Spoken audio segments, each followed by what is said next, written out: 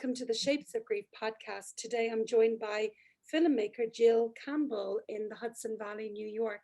Jill, you're very welcome. Hi, nice to be here and nice to meet you. Yeah, so those of you who follow Shapes of Grief on Twitter or Instagram or LinkedIn will know that I shared a documentary a couple of weeks ago called Seat 20D, and Jill is responsible for the creation of that amazing documentary. And we're going to talk today about the making of the documentary, why you decided to make it, Jill, and maybe a little bit about what you learned about grief in the process. So let's go back to the whys. Did you have any direct connection, Jill, with anybody on Pan Am Flight 103 that shot down over Lockerbie nearly 30 years ago? I didn't have any direct connection, but I went to Ithaca College, and I was about the same age as Alexi, who was Susa's son and who passed away on Pan Am Flight 103. And I studied in London the year before that he was studying in London, because anyone watch the film, 35 Syracuse University students who were studying abroad in London were on the plane and unfortunately, passed away when the flight was bombed over Lockerbie, Scotland. So and Ithaca College and Syracuse University shared a lot of classes when I was studying in London. So I knew a lot of Syracuse University students, and Ithaca is very close to Syracuse. So I was very, very obsessed with this flight. I mean, it was horrible. And the fact that, 35 students were killed and they were my age. And it kind of had this imprint, for years, every time I got on a flight, I would think about that flight. It was just daunting. So roll of the dice that you weren't on that plane. You could have been there, but for random chance goes my life.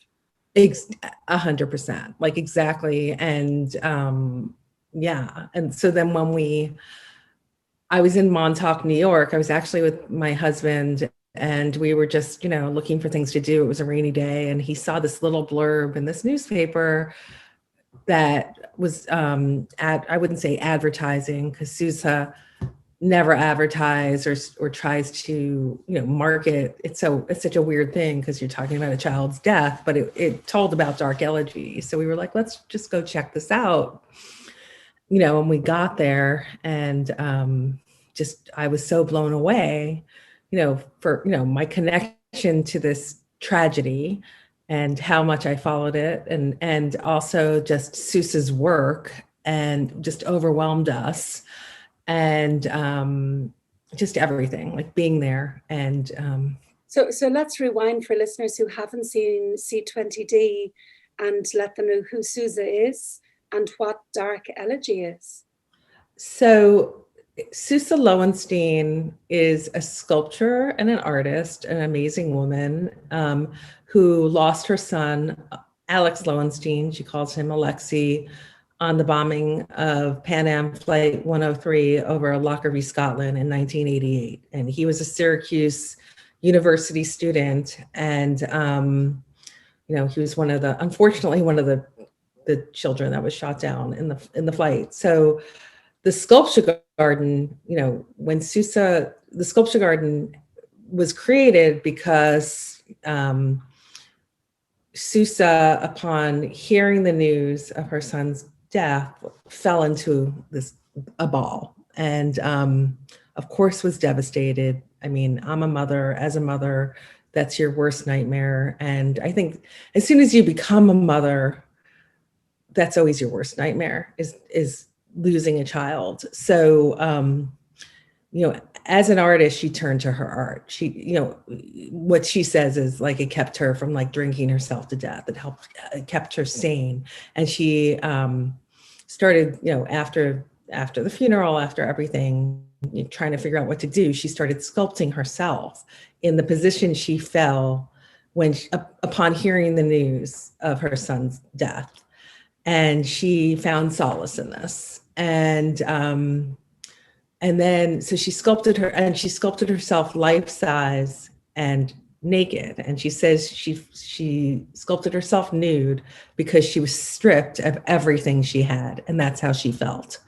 And during this time, the other parents and relatives that had lost loved ones in the bombing had formed a group to figure out how this happened politically, and also to offer solace and comfort each other.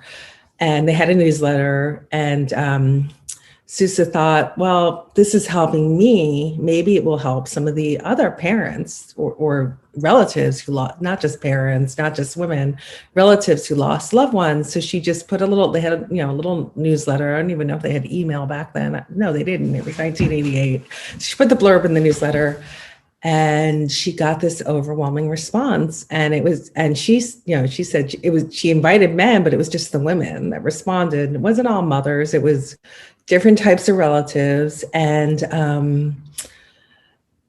all these women wanted to be involved. So basically what she did is she had them come to her studio, or she would go to them and she would take pictures of them, very private, nude, which is amazing that they allowed this, and then and have them fall into the position they fell upon hearing the news.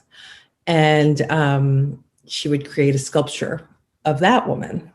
So this process, and she says it took her 15 years, but she took her time. She spaced it out because it gave her so much solace.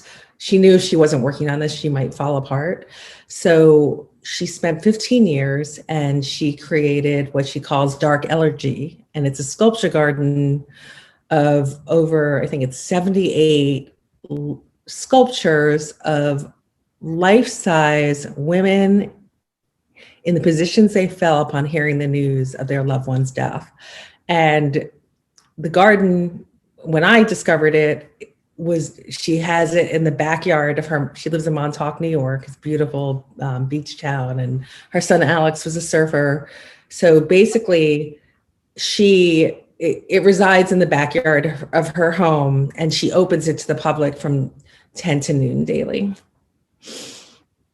And I mean, I could go on about with the movie, and the reason why it's in her backyard is because after she created the sculpture, she wanted to donate this to a public park or a museum or a sculpture garden or anywhere. And she was willing to university as well, right? That was her primary focal point. Absolutely. That it lost 35 students. Yep, Syracuse University. She wanted this, and she was willing to have the sculpture's bronze, which is very expensive, and nobody would take it. And the reason, there's so many different reasons, and I think it's because it's this, the women are naked and Americans are still prudish. And although I don't understand that, because there's so many amazing works of naked art all over Europe and all over the United States, but I think it's also like this raw grief, different type of memorial. So that's what confronting. It's very confronting to look at, and it really symbolizes the death-denying society we live in, the grief-denying society we live in, and I think particularly in America, where it's all about being happy and being positive and being optimistic and creating this Truman Show kind of vibe everywhere.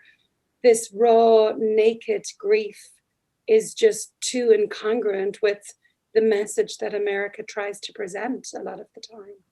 I think that's so spot on. And I think the fact that, like I told you, I lived in London, and I lived in London after I studied. I went and lived for 3 years, and it's kind of where I started. Like, I was a playwright, and now I'm a filmmaker, and it's really formed the basis of my art and my own artistic career, which I feel like in Europe is much more raw and open and accepting of these norms. And I agree with you. It is a Truman Show. And, people that go there and accept this work are blown away, and because she's allowing you to experience the grief with her. Like we grieve, every time one of these terrorist attacks happen, or a gunman goes into a disco or a school and kills someone, we're all grieving. The world is grieving, and we want to grieve. I want to grieve with those relatives and those loved ones. And I feel like Dark Elegy allows you, when you go there, it allows, she's sharing her grief with you, which is so generous, and yeah. So back to you then, Jill, and your link. You said you didn't say fascination. I don't remember what word you used, but you were drawn into this terror attack and the fact that it could have been you. They were, but for the roll of a dice, it was you sitting on that plane going home, and you being one of those 35. I think we must be the same age as well, late 40s. Yeah. And there was something about the parallels there that drew you to this. What made you decide to make a documentary about it, Jill?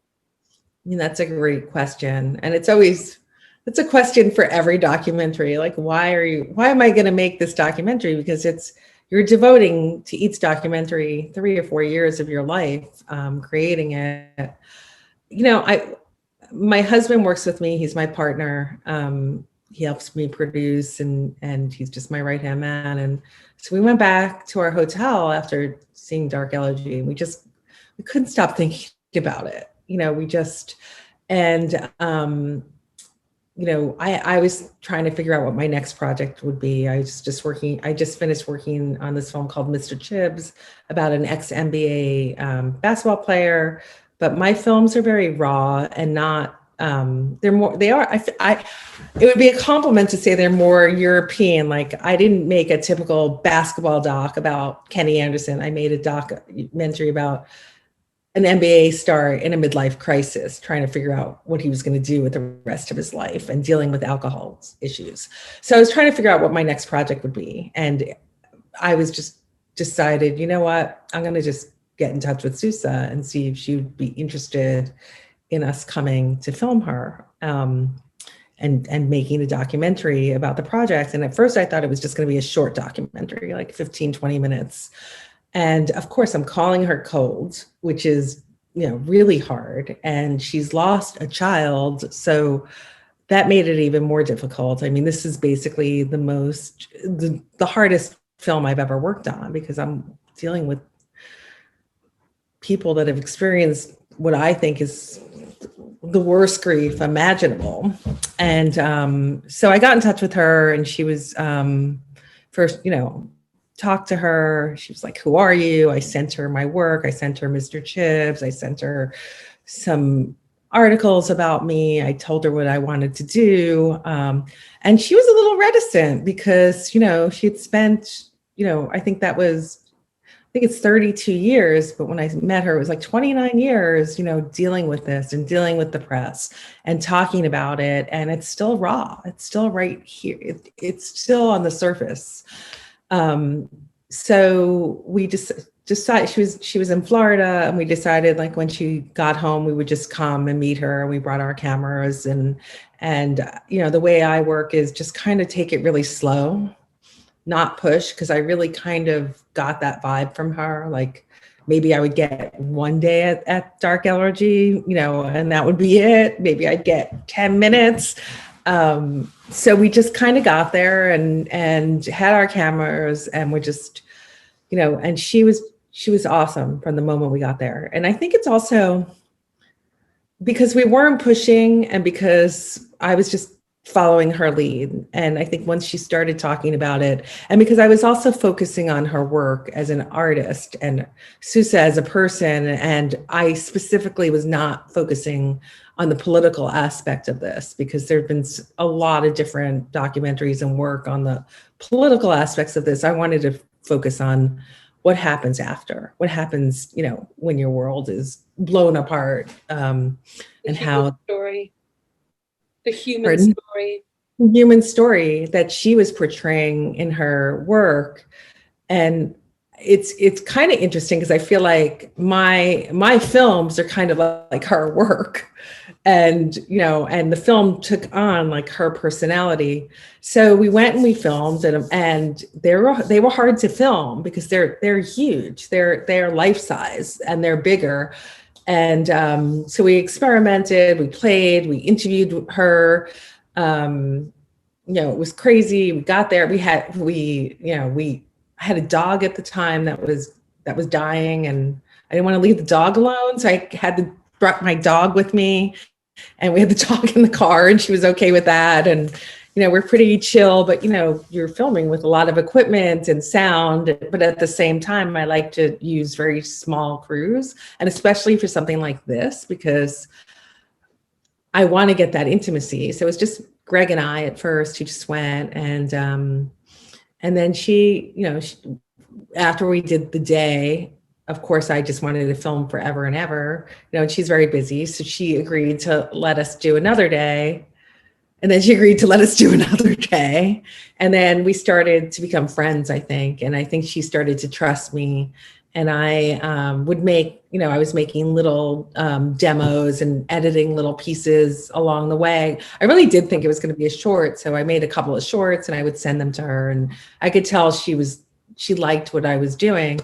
And then there's this amazing cellist named Gene Fox. And Gene Fox also vacations in Montauk and discovered dark energy, and suggested to Susa that it might be really interesting to do a concert in the garden on 9/11. And Susa agreed. So Susa mentioned that to us and allowed us to film that.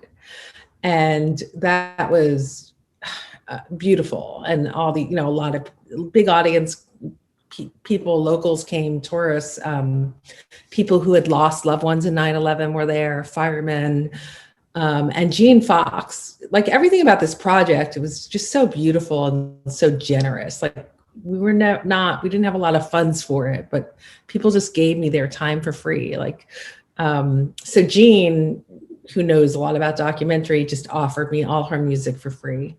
And she rescored things for me. And she was just a blessing. And it was a beautiful piece of documentary, actually, just her playing the cello in the middle of all of these life-size grieving women.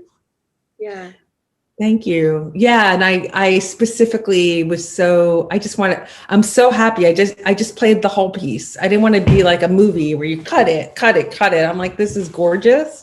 And I'm just going to, for once, just show that whole piece. And yeah, I mean, part of me is like, maybe I should do some outtakes now, like trying to get the film out there. That might be a great, beautiful, like we have so much footage and so much amazing, because we went back, we shot about 2 years in a row with Gene. And the first year was when she was crying afterwards. And there was that amazing scene where she goes up to Susa and she's just hugs her and is so, it's just an amazing moment. And then the second year, she wasn't wearing the same clothes. And I didn't even think about it. And she was wearing a different dress. And so we couldn't cut those two performances in to each other. So I have all this footage that I couldn't use, which I would love to share because it's just so beautiful. Yeah. And what's striking me here is just this image of this massive sculptor, if you can imagine 78, like you say, life-size women in all of these poses. And it's holding the grief, like the grief is in there, but there's something really poignant, and it says a lot about our society that nobody wants it. Nobody wants to hold the grief. Nobody wants to bear witness to that grief. We're all great at saying, oh, let me know if I can do anything, or, trying to fix it, or we want people to be over it, but we don't want that constant reminder that there, but for the roll of the dice, it could be me either dead, or it could be me grieving my child or my beloved. It's too confronting for so many people. And I love this notion of you coming along, Jill, and saying, I'll hold your grief. I'll hold it in my movie. I'll give it a home. I'll give it space, where we can hold it and we can share it digitally, and it can be held in that way. There's something lovely about that happening for Susa. Did that ever get talked about between you, that notion? That is so beautiful. I feel like, no, it never got talked about, but when she said early on, I hugged it. I decided to just hug the tragedy and hug the grief. That really, really stuck with me. And I think, I think in a way it was never talked about, but it was like, I felt like this film was an extension of her work. It's all her, it's her work, but we're both artists and we're female artists, and I'm a mother, and my son, is 25, but was like 22 when I was filming this. And so the same age that Alex was when he, or about the same age. So I think that, yes, I think as a mother, we did talk about that she knew that I, as much as I could understand, you can never. Well, you understand what it is to love a child. Yeah. Yeah. I mean, and also like, I've never, it's weird because luckily I'd never had a lot of, I've had grandparents that passed, or some friends, but not that close. But my father just passed away like a month ago. And my mother is grieving. I'm grieving, of course, and my mother's grieving terribly. And I learned so much through making this film. It's helping me through my grief. I told my mother about Susa hugging. My mother is, she was married 61 years to my dad, and I was with, we were in hospice with my dad. We walked through death with him, and my mother wailed when she heard the news. I've never experienced that. And so, yeah, I think it's all part of that. But I think I don't want to lessen, like what you said is just so beautiful to me, because I feel like that's the goal in making this film. It's like, it's not self-serving. It's not like, it's just artists and sharing her world, but yeah, I'm an artist too. So it's like, we're working together, we're collaborating. There's something about the length of time, Jill, that it took to make this documentary that I would imagine could have been healing as well for Susa. Watching the documentary and seeing these people come into her garden and be moved and turn to her and say, it's amazing and thank you so much, and then they're gone, and then someone else comes, oh, it's amazing. And that must be exhausting, like that nobody stays or nobody's around for the permanence of your grief, the longevity of your grief, the 30 years of your grief. The people come and they're moved and they say whatever they say, their platitudes or their silence, and then they go. And I can imagine it would be hard to really let your guard down with each of those people. You've to protect yourself because they're coming in, like I said, but here you come, and then you come back, and then you're still there, and you're still there. And I can almost, I don't want to assume her Susa's experience, but you can almost understand how she could rest in the knowledge that you were going to come back again and again and hold this with her. But back to your own recent bereavement here, Jill. I'm so sorry. Just a month ago, that must have been when we first made contact with each other, that your dad died. And I'm struck by your words. My mother is grieving terribly. What does grieving terribly look like? God, it's I think she's just having so much problems with the finality of it. That he's there one day and he's gone the next, and he's never coming back. And that, they were married 61 years. They knew each other 63 years. And I think she's trying to learn who she is without him, you know. She's just grieving terribly. She's crying. She's I mean, in one way, so many people are reaching out, and I'm learning it so much about grief during this process. I'm learning the intimate parts of grief that I never knew. Like I'm learning how to help someone grieve. You know, even though I just made this film, like the people that call, it is special. Like I never knew how much a phone call helps, or someone reaching out in a special way helps. And she's just telling me every day, so many people from her past are reaching out and helping her. But I think it's the sorrow of like, I don't know how she'll ever heal. I don't know what to tell her. I don't know how to help her except to just be there for her and love her and listen to her. And she lives in Florida and I live in New York, and I was there for a while and I had to come back, you know, to my life. I can't, so I'm going to go back there, but it's very hard. Yeah, it's very hard just to let grief be, isn't it? It's you know, like you're there questioning, going, what can I do? What can I say? How do I help? And exactly as you've also said, all we can really do is bear it alongside somebody, you know, bear their grief with them.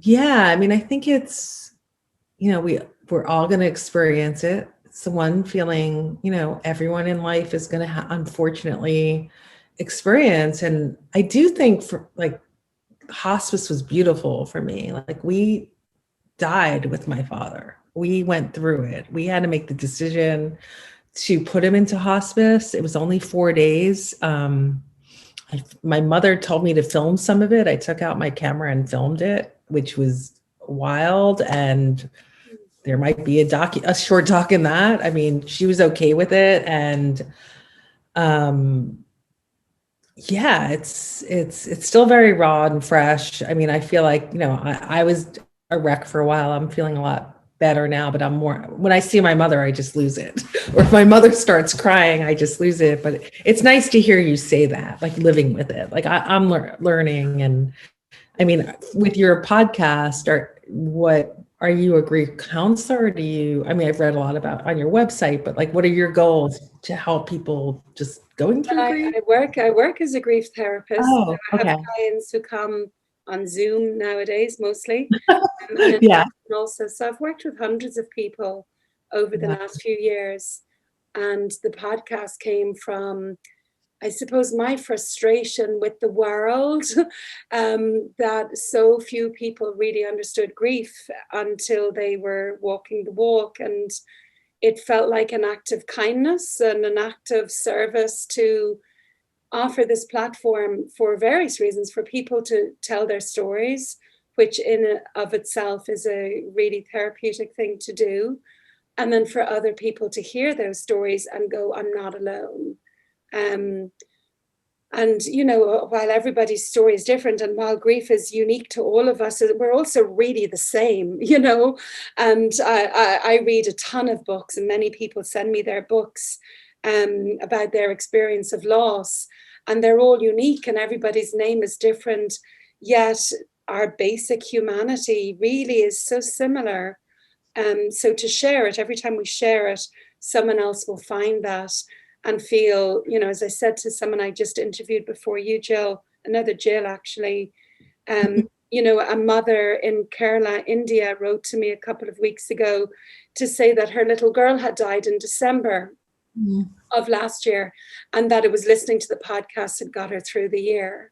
And that means the world to me. You know, it's, I think something that's always been really, really important to me is to have a purposeful life, to live a meaningful life, and that my life has some purpose, you know, that it's not just here consuming, sucking in air, sucking in oxygen, sucking out carbon dioxide. It feels important to me to do something good with the dash between 1972 and whatever year I'll die in. And this certainly feels like a lovely way of doing that. when you Yeah. get these little reminders or tags on Instagram or Facebook that says, thank you, this made a difference, it's helped me through a hard time. And I think, like most people who do something like this, I've had hard times in my life and haven't had that person or that place or that podcast or that book that I really could have used at certain times of my life. So maybe in the providing it for others, it's a little bit of healing that part of yourself that wasn't met in those dark times that many of us experience, you know. That's super gorgeous. And it's really helpful to hear because I think it's kind of why I make films and why I made this film. You know, I mean, it's intangible. It's hard to explain. Like art is in all of what we do, what you do is an art too. It's very intangible, but it helps. And I think when you're asking my mother, like what you said, it brought up like my mother with her grief is, you know, just that he's not coming back. She just can't get over the finality of it. So I think you're right. We are all the same and we need to hear it. And Susa hugging her grief and accepting it is helping us all. You know, we just need to learn. We need help during this time. I think essentially grief is such a lonely process, and it's so, I say these words over and again on the podcast. I'm sure listeners are sick of listening to me. It's so visceral. It's so lonely. It's so scary. It's so rage inducing. And for many people, you know, if you look at a Hollywood movie, which is, you know, the barometer of how many of us live our lives, you know, we think someone dies, we cry, and then there's someone who comes and redeems them and all is fine with the world again. And we know that grief isn't like that. We don't heal from grief. We don't move on from it. We learn to live with it. We learn to firstly accept the reality of the loss, to turn to face the grief, or we will suffer forever trying to avoid it. And then to learn to create parts of ourselves that maybe we didn't have before that are able to carry the grief. But all of that is a process, you know, and it takes time. I think that, and I going back to Dark Elegy, I think that completely describes what it is. You know, like you're there and you know, people are visiting it at different stages of their life or different relationships with grief, but you're there and you have all of those feelings. And then you have this feeling for Susa and the other mothers.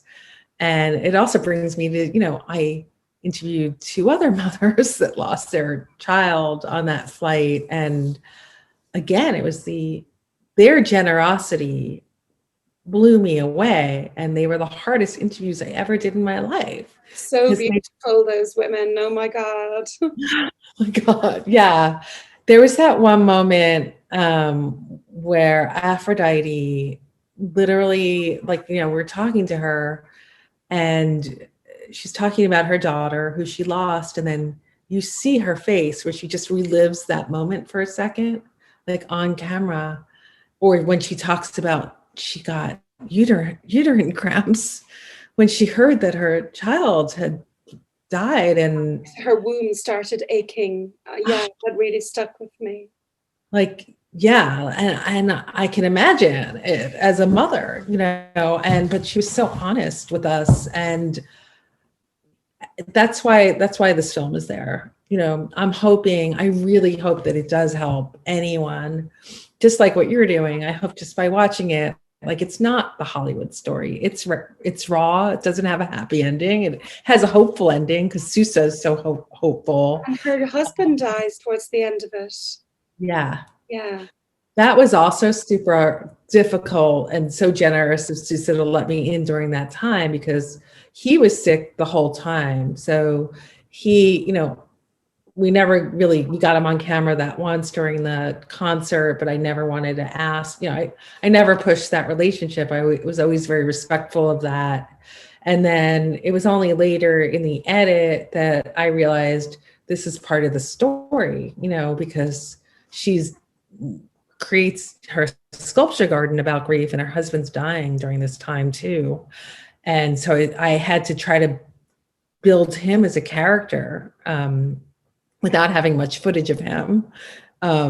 And I try to do that very subtly too. And it was great because she shared, those amazing archival the footage of her, on the beach with him and in the 70s and when the kids were young in the 80s. And and that was really rough. And she went through a second set of grief with him. So it really, watching that scene where she's sitting out, it's a porch or a balcony or a decking or something. Yeah, it's her front porch. And like, I just had this yearning to just go and sit with her on that porch, and it made me really reflect on the loneliness of our society and what we've created in Western society, where we have these mothers grieving their children who are dead or gone or have never been born. We have these children grieving their mothers that weren't available to them. We have all these people with this existential loneliness, and the way we've set up our lives to be in these individual, beautiful houses surrounded by land where we can't get at each other anymore, And it struck me a few years ago, I went over to Calais in the north of France, where there was a refugee camp set up. And it was the time in Europe 4 or 5 years ago where it was on the news all the time, just dozens of refugees were dying, drowning in the sea every day. And there was one poignant photo of a little boy, he was 3 years old, washed up on the beach, his body. And I remember thinking, it's not okay just to watch this and cock my head and go, oh, isn't it awful? I have a responsibility to do something. These are my fellow humans, And an opportunity came where 2 young British lads set up a big dome in the middle of the jungle, the refugee camp, and were offering workshops to anybody who wanted to come. And I volunteered my time. I said, I'll come. I only have 7 days, but I can come. I'll do whatever you want. I can serve food, or I can host a dance space or do some drama therapy or whatever, whatever skills I have that can be of service here.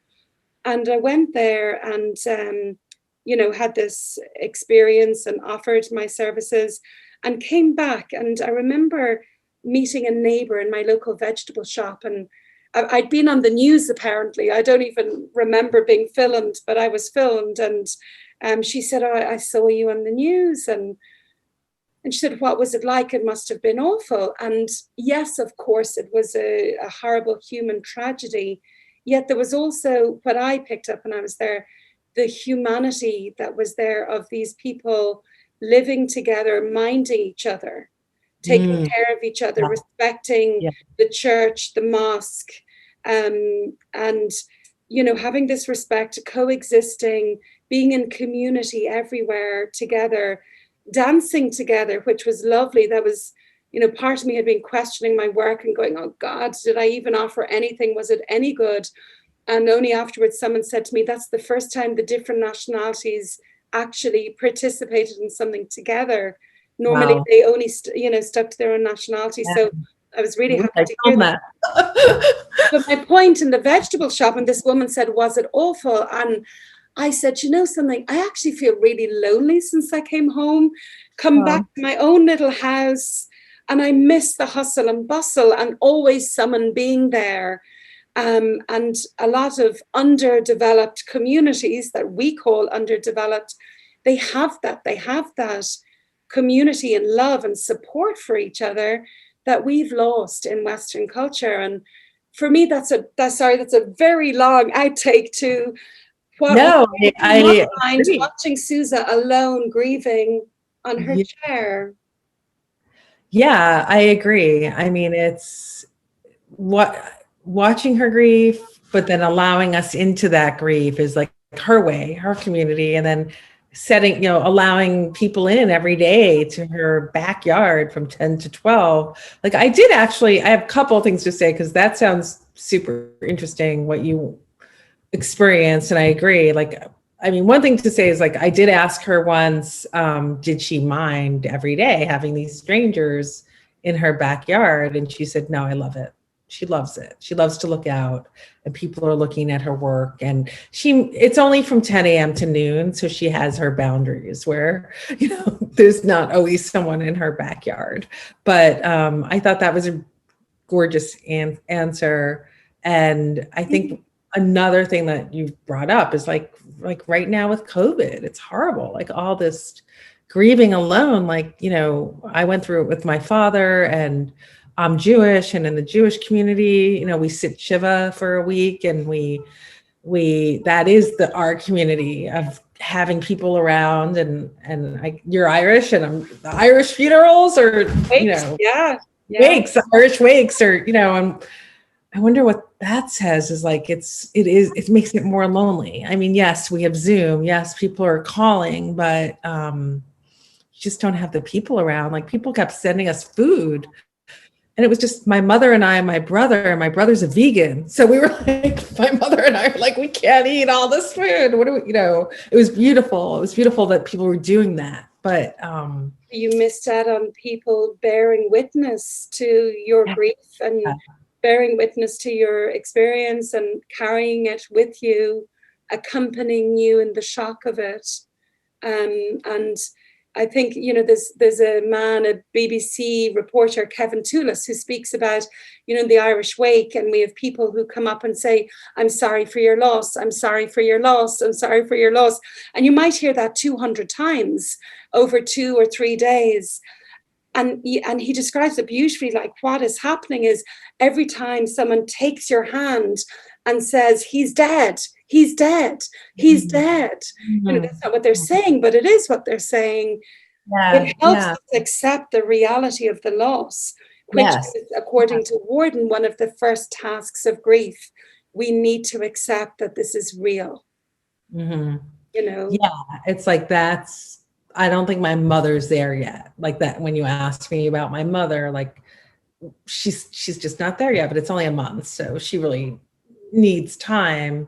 But I agree, like now where you said you had this beautiful community and you're experiencing all this grief in Calais, now we have COVID, and now we're even more alone, and like funerals are Zoomed, and it's like, I remember I flipped out at the funeral because we went to my parents had a place arrangement. They were getting, they have a crypt. They're not buried in the ground. They chose this crypt, and they live in Boca Raton, Florida. It's beautiful. It looks like a Hilton hotel. It's very bizarre, very Florida. But, we went there the day before, and I was like, all right, we're going to Zoom the funeral. We have 50 people. Death again.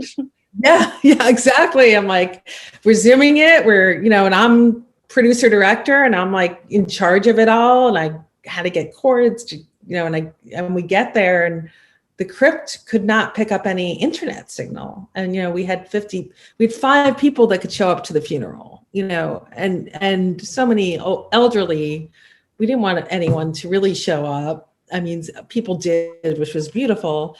And that really upset me, because we ended up getting it to work, because we had to turn the whole chapel around. We had to open every door in the chapel. We had to put our computer almost in the parking lot and Zoom from there. But we had all our family and friends and grandchildren, and we needed that. I needed that. And we did get it to work. It was wonky and in and out, but I agree. It's like, you need that community. You need someone you need your people so much during this time. When someone you love dies, you're so dysregulated, and you need familiar faces and people who care to help you regulate again as much as possible.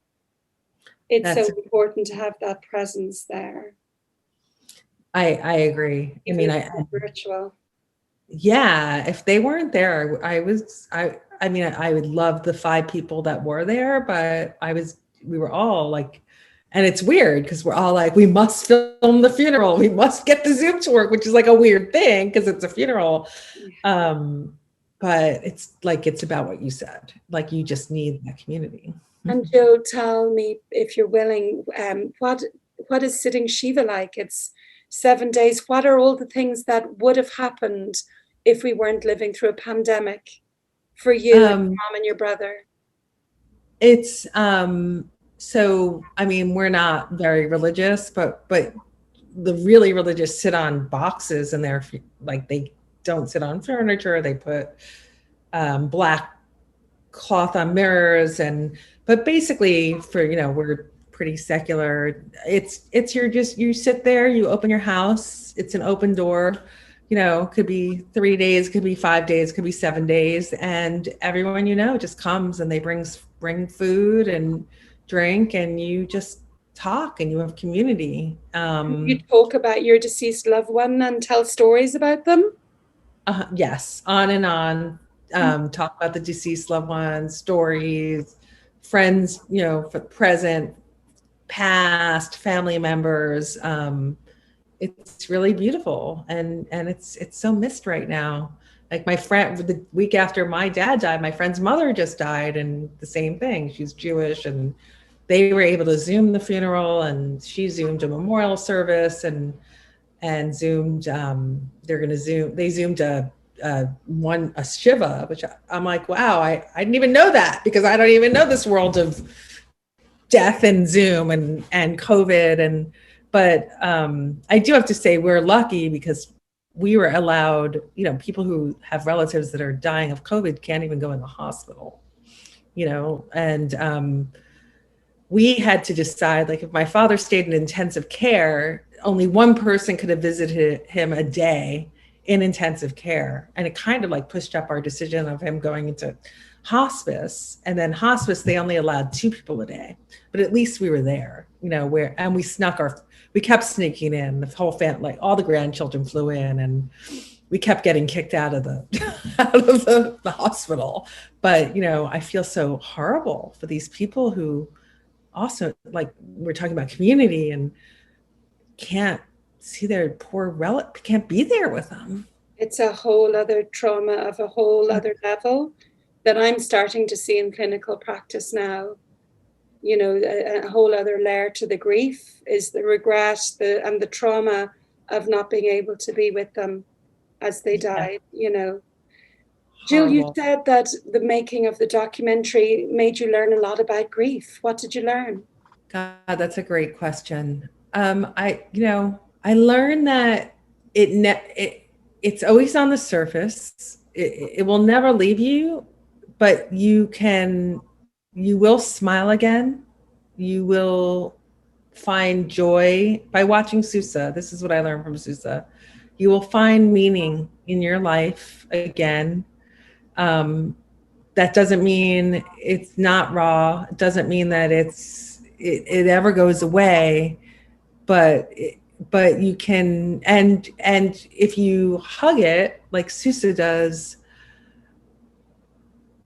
she was brought to a new level of like who she was as a person, a new level in her art, a new level of giving to herself, to family members who lost loved ones, and to everyone who sees this sculpture garden. And now, to me, like, I made the documentary, and now we're opening that up to a new level of whoever watches the film. So I guess I learned as a mother, you could survive the loss of a child. And yeah, it's weird, because it's always been my worst fear. It's always, you know, knock wood, and I'm sure it's every mother's worst fear. And I think in Susa letting us, and Aphrodite and Eileen, like, giving us that intimacy of what they went through, it just helps you helps you recognize what they're going through, helps you, if God forbid you're ever going through it. It'll help me, if anyone I know ever has to go through that kind of grief. It's helping me with my mother. It's like that honesty. It's honesty. It's a gift to humanity. And I think for many people who do experience that deep loss and that deep grief, it's almost compelling. You know, it's like you're watching out for those coming up behind you and going, I don't know who it was said it. Oh, maybe Neil Fitzpatrick, you know, shit will happen, but maybe if I tell you where the banana skins are, you can avoid some of them. And it's kind of like that. It's looking out for those who are coming behind you, who are going to experience profound loss, because it will always exist, and doing something to offer a normalization, a validation, even a balm for those who are coming behind. That is just yeah. I mean, that's why I made the film. Like, and I didn't know that's why I was making the film. As I was making the film, I was just so compelled. But really, it was like these types of senseless atrocities are never going to stop, unfortunately. But you know, if I think this story will help somebody who's experiencing this, because it's also like it's a such a violent ending to somebody's life and for a relative to deal with. And I'm just hoping that just by watching the story, watching Susa, watching the other mothers, that anyone who's dealing with that, it'll give them some sort of solace. Like you said, she's paving the way. Yeah. And I look forward to talking to Susa. I know she's not available until March or so. Yeah, and yeah. we'll be chatting in March, but I want to ask her, you know, what place did the whole terror aspect of it take for her, or the fact that her son, you know, was one of 270 people who died that day. You know, what were the themes that emerged for her in that? And for those who are listening, it was Pan Am Flight 103, and 270 people died that day. There were 243 passengers, 16 crew members, and 11 people on the ground when that plane was blown up. All lost their lives that day. So we're talking about thousands of people whose lives were irrevocably changed when all of those people died over Lockerbie in Scotland 32 years ago. Is that right?